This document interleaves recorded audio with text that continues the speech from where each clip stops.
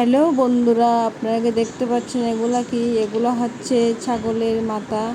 এগুলো আমি ছোলার ডাল দিয়ে রান্না করব। ছোলার ডালগুলো ভিজে রাখছি কিছুক্ষণ, এগুলো এখন চেকে রাখছি। এখানে আমি রান্নার জন্য উপকরণগুলো রাখছি, পেঁয়াজ বাটা আর আদা বাটা, রসুন বাটা, এগুলো রাখছি।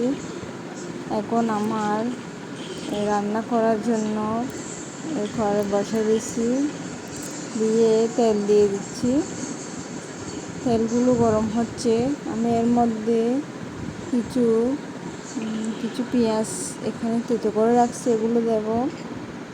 পেঁয়াজগুলো দিয়ে দাগ করতেছি, তারপর আমি ডালগুলো দিয়ে দিচ্ছি এখানে। এগুলো দিয়ে একটু নাড়াচাড়া করতেছি, একটু কষিয়ে নেব। আমি এর মধ্যে ছাগলের মাথার এগুলো দিয়ে দিচ্ছি,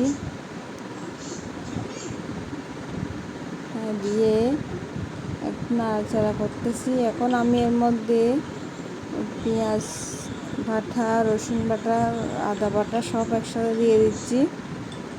দিয়ে এখন আমি এর মধ্যে লবণ দিয়ে দেব। লবণ দিয়ে আর একটু নাড়াচাড়া করতেছি। ছোলার ডাল দিয়ে ছাগলের মাংস রান্নার রেসিপি খুব সহজ। নাড়াচাড়া করা হয়ে গেছে আমার। আমি এখন এর মধ্যে দিয়ে দেব হলুদের গুঁড়া। হলুদের গুঁড়া দিয়ে দিচ্ছি, মশলার গুঁড়ো দিয়ে দিচ্ছি 2 চামচ। আমি এখন দিয়ে দেব মরিচের গুঁড়া, তাও 2 চামচ দিয়ে দিচ্ছি, একটু ঝাল ঝাল হওয়ার জন্য। এখন আমি এগুলা কষাচ্ছি,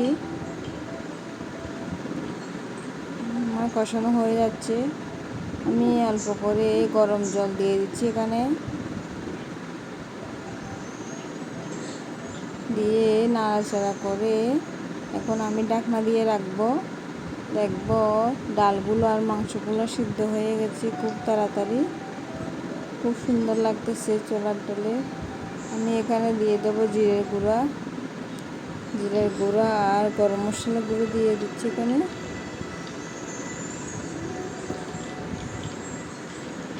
আমার ডালগুলো রান্না হয়ে গেছে। আপনারা চাইলে একটু শুকনো করতে পারেন, আমি একটু জল দিয়ে করতেছি।